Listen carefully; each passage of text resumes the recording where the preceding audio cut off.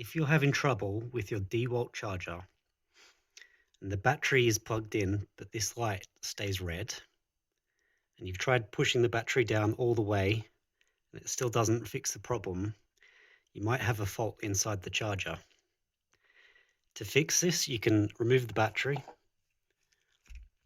unplug from the mains, and remove these T15 Torx screws, 4 here.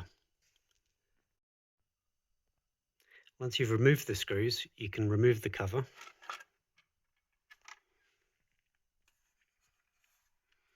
and you can pull out the circuit board. With the circuit board removed,